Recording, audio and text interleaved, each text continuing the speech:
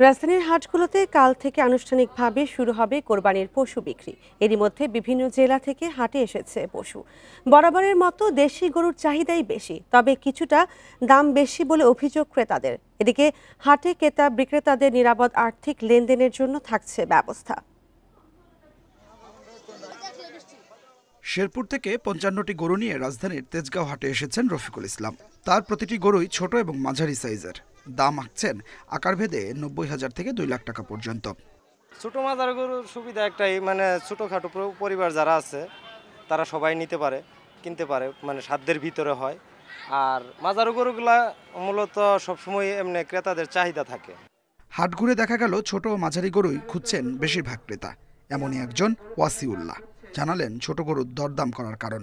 বড় গরুতে আমাদের পোষায় না, আমার ছোট গরুই ভালো। সবচেয়ে নিজেদের ছোট পরিবার, ছোট গরুই ভালো। রাজধানীর সব হাটে ক্রেতাদের পছন্দের শীর্ষে ছোট ও মাঝারি সাইজের দেশি গরু। ভারত থেকে গরু আসা বন্ধ থাকায় খুশি ব্যবসায়ীরা। স্বাদ আছে, সাধ্য নাই। কারণ বড় গরু কিনতে গেলে তো ভাই 2 লাখ, 2.5 লাখ, 3 লাখ টাকা লাগে। কারণ আমরা 2-3 মিলাতেই গরু দেখা যায় 1,20,000 হলে 40,000 করে, 1,20,000 টাকা করে। আমরা মিডিয়াম সাইজের গরুর জন্য এই জন্যই আমাদের এদিকে নজরটা বেশি। ছোট গরু আকর্ষণ বেশি, 1 লাখ কুরবানি যে দিব তাদের জন্য ছোট গরু হলে তাদের জন্য ভালো হবে। এই জন্য আমরা ছোট ছোট গরু করে নিয়ে এসেছি। মধ্যবিত্ত ফ্যামিলির লোকরা যারা আছি আমরা অনেক বড় গরু কিনলে আমাদের পক্ষে সম্ভব না। মাঝারি ধরনের গরুটা দেখতেও সুন্দর, সব দিক দিয়ে সুন্দর।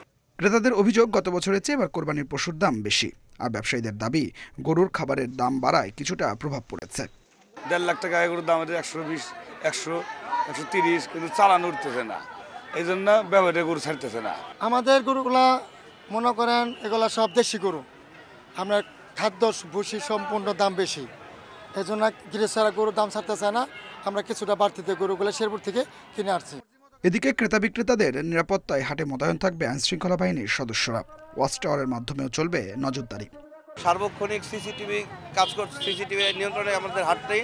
তার কোনো বিক্রেতাকে যেন কেউ কোনো রকমভাবে ভয়ভীতি দেখিয়ে টাকা পয়সা না নিতে পারে এবং কোনো রকম তাদের জানমালের নিরাপত্তা ব্যবস্থার জন্য আমরা সকল ব্যবস্থাই আমরা এখানে গ্রহণ করছি।